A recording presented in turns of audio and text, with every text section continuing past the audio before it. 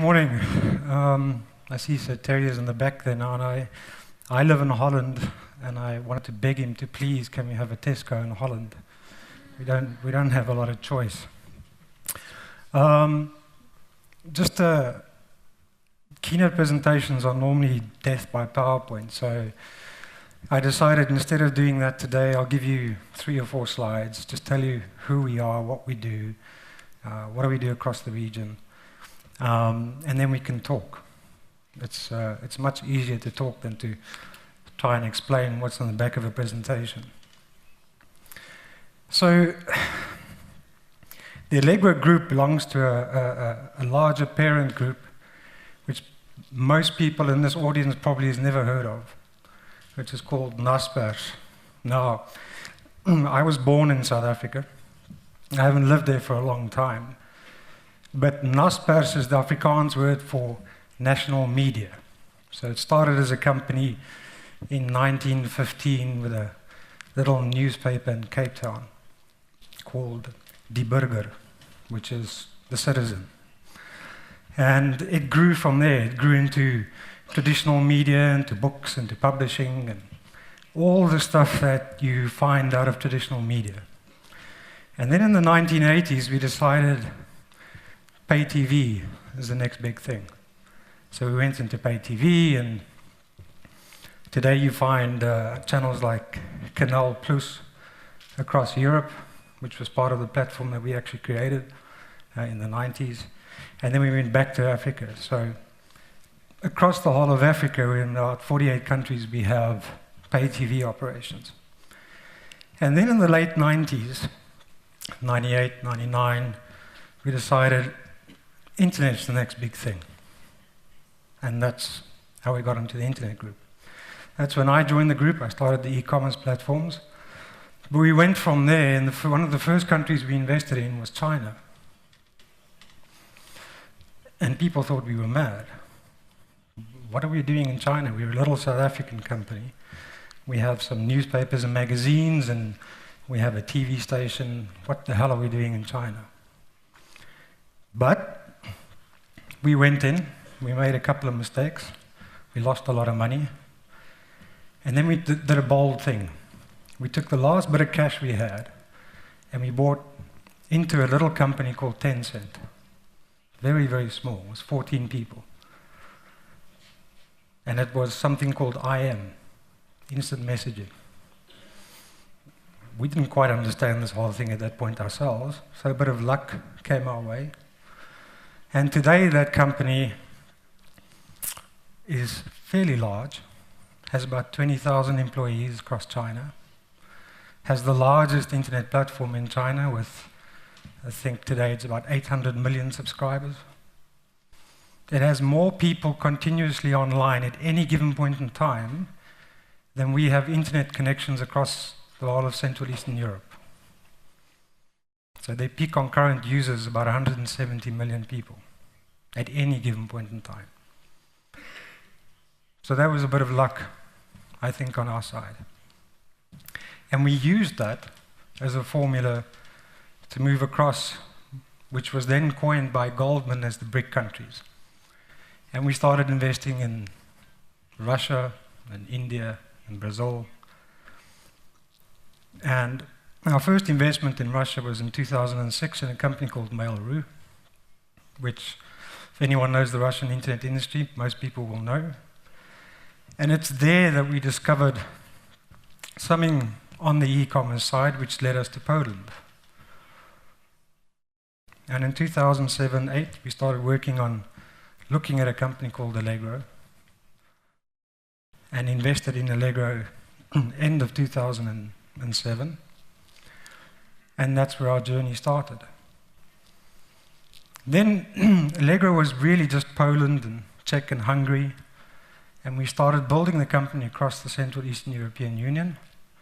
And I'll take you through some of the things that we've done and where we are today in a couple of slides.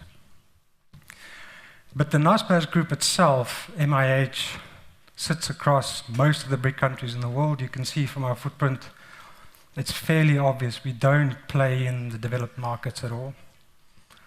We believe that innovation comes out of the new countries, out of the new developing economies, because they leapfrog.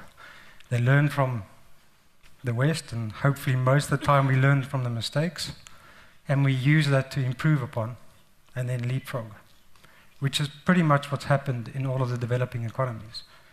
And from a European perspective, the growth and the future innovation is coming from the East, not so much from the West. And we do learn. We learn a hell of a lot from what's happening in the West. But because we can innovate, and because we don't have a lot of things holding us back, we can really move so much faster in terms of putting out new consumer models, new internet models, new e-commerce models. And that's what we concentrate on.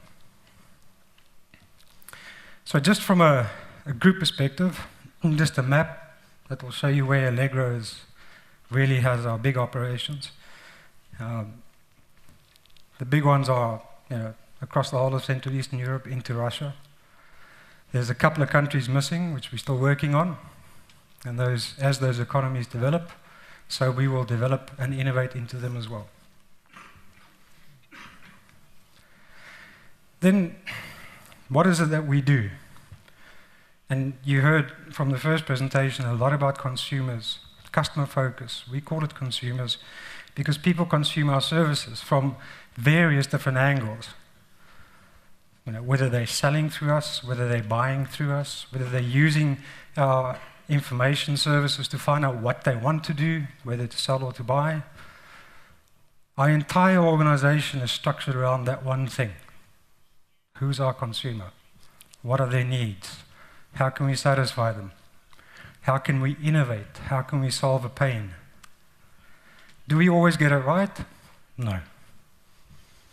Are we perfect? No. Can we provide the best platform in the world all the time? No. Can we strive to do that? Yes. And that's the culture of what Allegro is. Our entire culture is based around how can we solve a pain?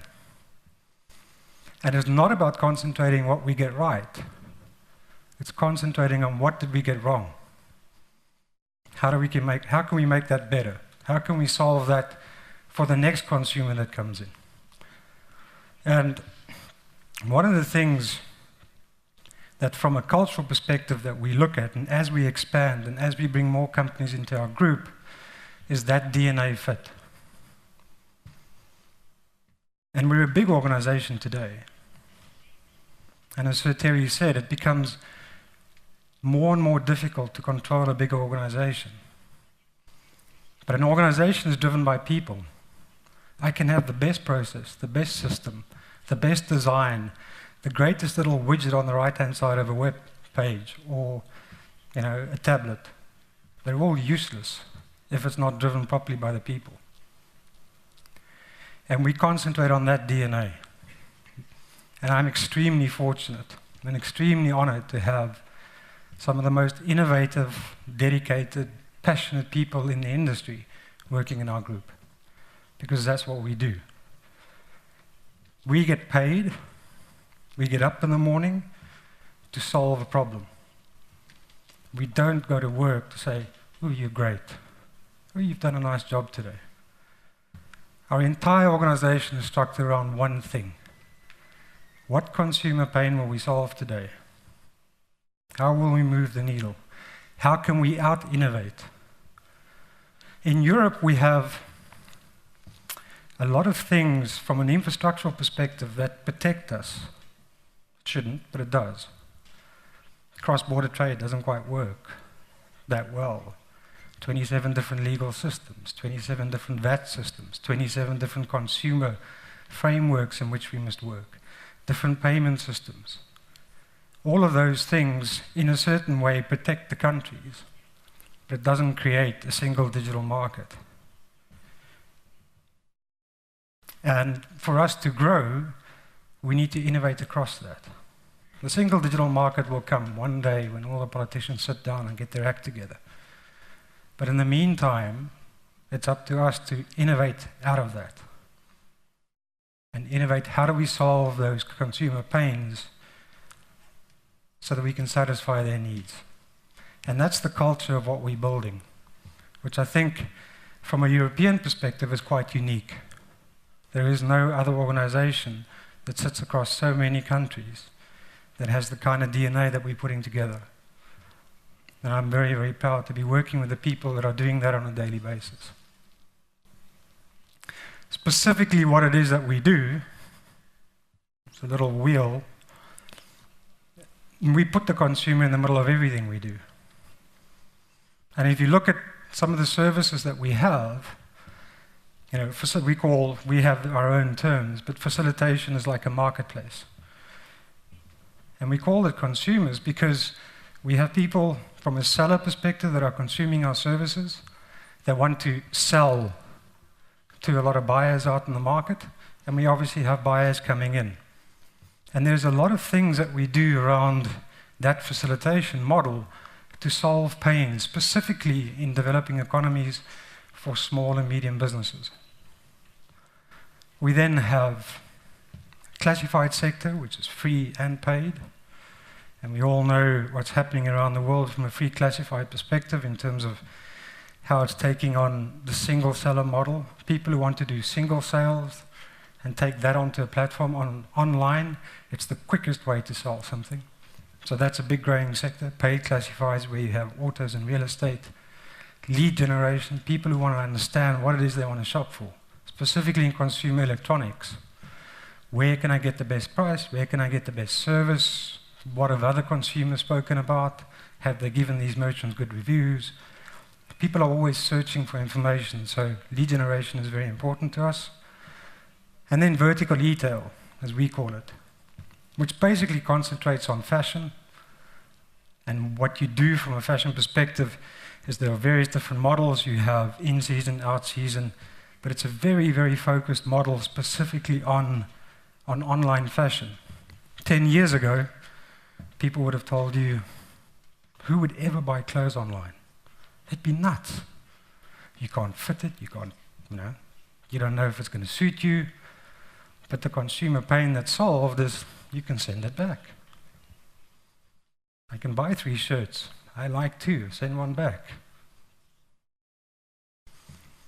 The funny thing is whilst people were thinking about fashion and who would ever sell fashion, even 5 years ago, before these models really popped up, I bet you no one in this room knows that Allegro is the biggest online seller of shoes across the whole of Europe. No one knew, but we were. So, never cage yourself around consumers will never do this. Now, there's one thing we really agree with Sir Terry, it's follow the consumer. It's always follow the consumer. If you look after the consumer will look after you. It's very simple. And then general e-tail, which we started expanding to lately, and later you'll hear from Andre. And Net Retail has become part of our group, very innovative across Central Eastern Europe. It's a typical B2C model, but taking a lot of and bringing a lot of innovation into that. And everyone would think, but B2C has been done. Selling online has been done. We're just at the beginning of that. There's so much more innovation that has to come out from there, specifically across Central Eastern Europe, specifically across how we solve cross-border, specifically about how we solve infrastructural issues. And growth in this region moving forward is immense. In Poland, I think we're at 2.5% of retail, e-commerce as a percentage thereof. And we all look at the States and we say, oh, Amazon is so big, eBay is so big, the e-commerce market is so big. They're only 8% of their retail. And we fool ourselves if we think that e-commerce will ever replace shops. People are not like that. We're all humans. We all like to socialize. We all like to go outside. So that'll never happen. But the amount of growth that you'll see coming out of retail, specifically out of e-commerce as a full sector, the full value chain, over the next 10 to 20 years is going to be phenomenal. if you want to see Europe grow, or come back into growth, the internet, and specifically innovation of the internet across a single digital market, is probably the biggest objective for us to achieve. And it can reverse a lot of the dismal trends that we see today. Small and medium businesses can go online so much easier without all the infrastructural issues that you sit behind creating a small business. And online is our future. And online, from an innovation perspective, is our future.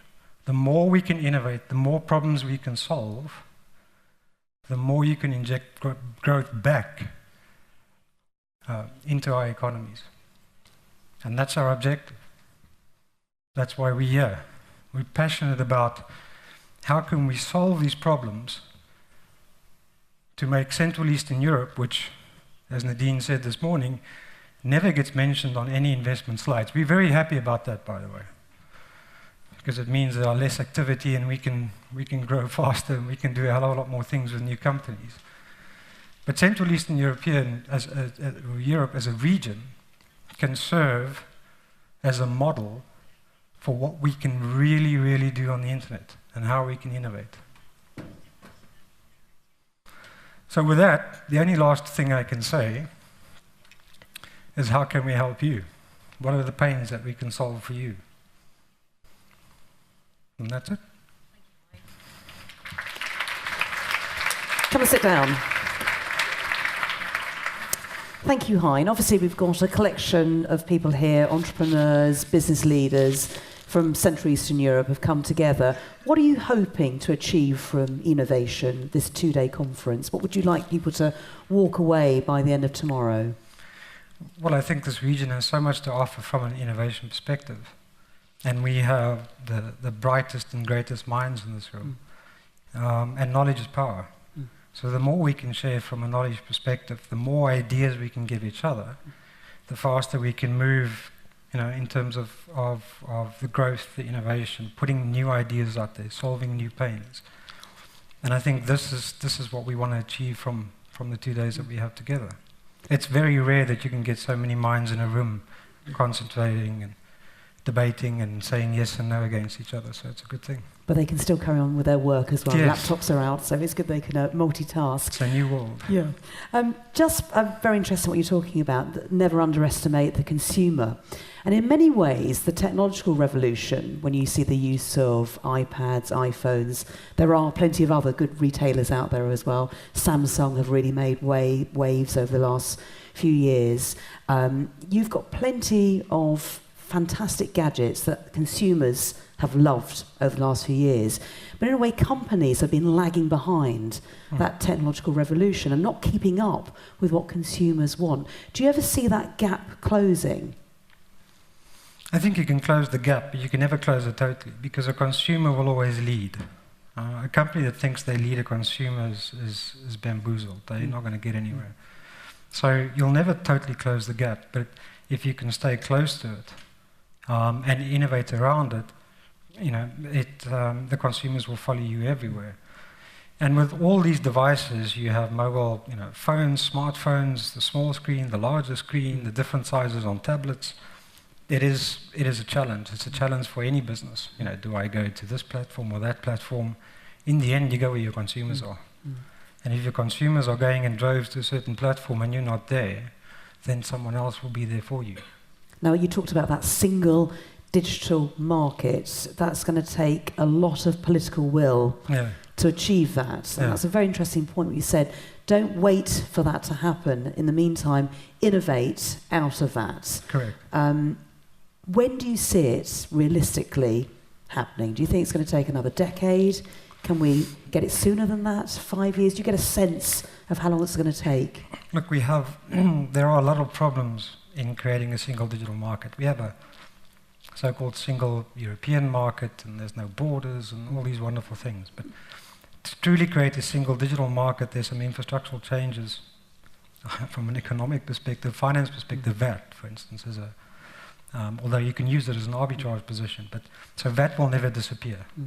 Differences in VAT between countries, but how do you regulate that? How does it work? How does it best applied? there are some bigger things that can be solved much easier.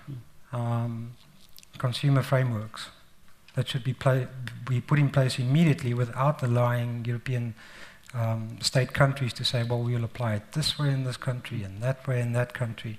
There are some things we can immediately do in the next 2 to 3 years to get that done. But whilst that is happening, we shouldn't wait. So for the first time, in fact, we are creating, us and various other companies across the region, a Central Eastern European e-commerce kind of union body that will represent this region at the EU. Those are things that can be done immediately. And also through some of the properties that we have in our group, using the leveraging that you can between companies, even if you compete in some markets. In the short term, it doesn't look that great, but in the long term, the benefit that all companies get from working together across the region is so much greater. And that will push. Nothing happens in Brussels unless we push. We can hope for things that will never happen unless we do it.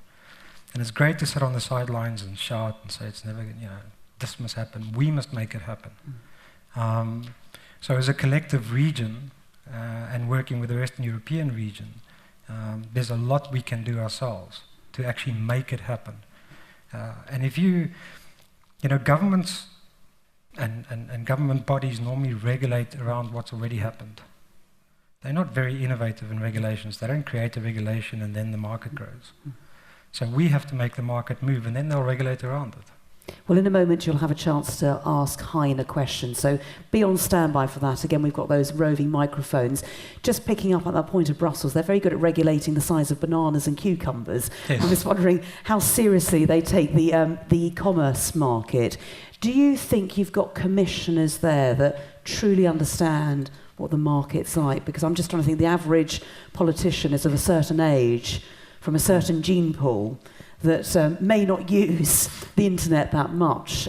Do you see it a little bit more positively than I might see it? No, I think there are, and they have some very young and bright minds around them. So there is a will. There's a lot that has to happen, and a lot of things that make it difficult. But they certainly do see it as the future of growth. I think the latest stats show that in 2020, Poland's internet sector will contribute 345 billion euros to the GDP. Already the internet sector today is bigger than mining, just in Poland alone. And we can see the contribution that it creates to the economy as a whole online.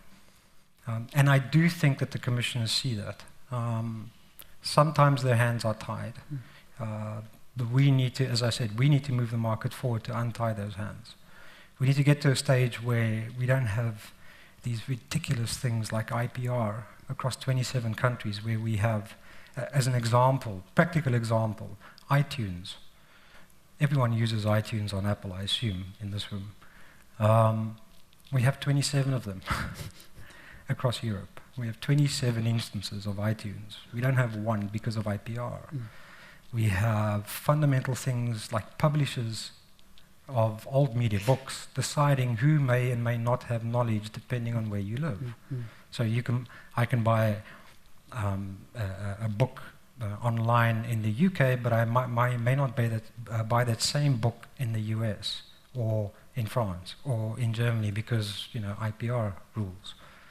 So there are some things that we need to change. And sometimes it takes a bit of a maverick. We just go straight through those, and it will regulate around us. But I do think there are some very, very strong commissioners, and we need to give them our support from a European perspective. I think the other problem is also as we sit back and we wait for the American companies to come talk to the EU. So we wait for Google, and we wait for eBay, and we wait for Amazon, and and we'll just follow them, and that's wrong. We should be leading it. We're a European-grown company. There are many of us here that are big success stories, and we should be leading it from a European perspective, not waiting to follow. Which is what Terry was alluding to as Yes. well, about have that pride that you know what you're doing. There's some really good local talent. So I just want to check if there are any questions for the audience, because I've got a couple more questions. If I can get the lights up slightly so I can see the audience. There's a gentleman there, if we can get the microphone to you. Good morning to you. Again, if you can say where you're from and your name. Thanks. Hi. My name is Peter. I'm from the media.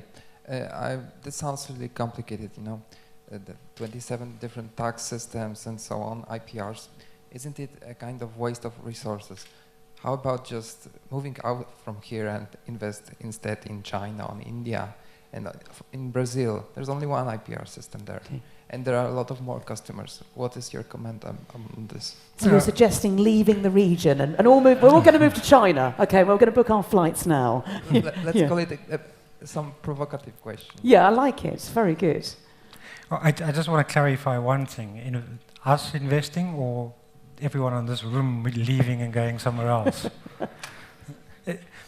Look, I mean, from our group perspective, we are already in China and India and Brazil. So, I mean, there's no question that those are developing markets that we're in. I lived in China for a long time. Let me tell you, it's no different to Europe. You go from one region to the next. You know, I learned Mandarin in Shanghai, and the first time I got in a taxi in Beijing, the guy looked at me as if I was dumb. You know, and it was still Mandarin. There are big differences in China, and there are big differences in places like Brazil, even between the states. So it's not unique. But I don't believe that because we have problems, we should run from them. These problems we have, they are but building bricks to our future. And it's for us to solve them. We have to solve them. Otherwise, this region is going to, not just this region, but Europe as a whole will never grow. And online gives us the opportunity to solve those problems. And the people who solve those problems will become the growth drivers of the future. Otherwise, we might as well just pack our bags. But I'd like for you to tell me which country to pick. Because it ain't so easy. The grass is not so green on the other side. But also, you said they talked about 2.5% at the moment, e-commerce. Yeah. I mean, there's huge growth potential just at the start of the journey. And very interesting point about learning the mistakes from other more Western European countries who are probably more bleeding edge, leading edge, and leapfrogging those with you know, the innovations that you've got here as well. A word on the BRICS countries, though, and in particular China, who have been incredibly clever to understand the value of resources from all around the world. And I don't think we've seen anything yet, have we? And in fact, to compete with China, India, Brazil, Russia and South Africa, but particularly China, we're going to have to think of doing things very differently. And you see the internet and what people in this room are offering as possibly a way of keeping our heads above water, because if we don't do innovations within this marketplace, the balance is even become more to the west, to the east than the west. Yeah, of course. From an online perspective, it's a brilliant equalizer, because whatever China can do, we can do. You know, there's no limitation from that perspective. So, yeah, we have some challenges we have to work through, but if it was easy, everyone would be doing it. You know? If it was that easy, we'd all be sitting on a little private island somewhere. It's just not the way it works. But yeah, it's you know, Brazil has got bigger problems online than we have to solve, to be honest. So does India, and competing against India online is actually quite easy. You know, in India, you can't even you can't have a national newspaper distributed properly because you can't have trade. But there's no infrastructure between states that allow you to have that trade. So we have some advantages there. You know, we have some real advantages across Europe. We have differentiators that also keep international competition at bay, which allows us to grow even faster. You know, specifically for what we've seen when a lot of the Americans come and invest in Europe, they see, oh, this is Europe. It's got to be like the States. We've got 48 continental states, we all speak English, we all have one system, we all have one infrastructure. It should be easy. We'll set something up in Germany and we'll doesn't work like that. Manage it across the border.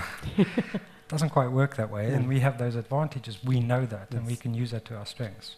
And that's where the likes of Amazon have been so strong, really, because they've understood that. They've rolled out in countries very slowly, very cleverly. Those search engines, the drop-down menus reflect, one would hope, the local marketplaces, and that's why you can't not have a discussion without mentioning the name Amazon. Correct. But to end on Hein, just, you obviously think that the future is incredibly bright in this space.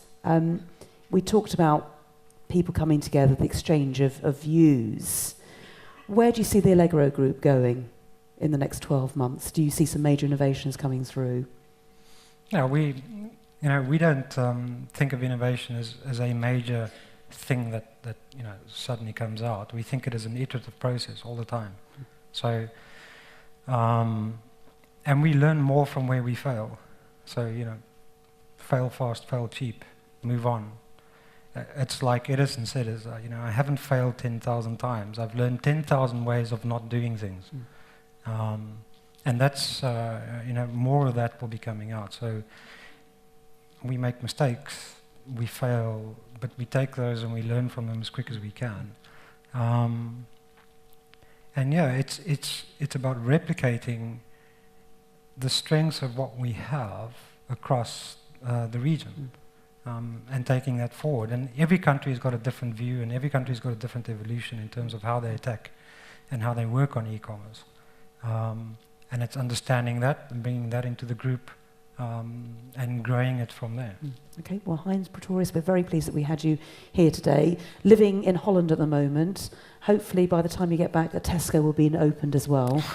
I really hope so. So Totally is quite powerful still within Tesco, so I'm sure they've located where would you like it in particular in Holland anyway? Online would be perfect. Okay, that's great. Okay. Give me a club card so I can go down. Well, it's been an absolute pleasure having you. Please give it up for Hein Pretorius. Thank you so much.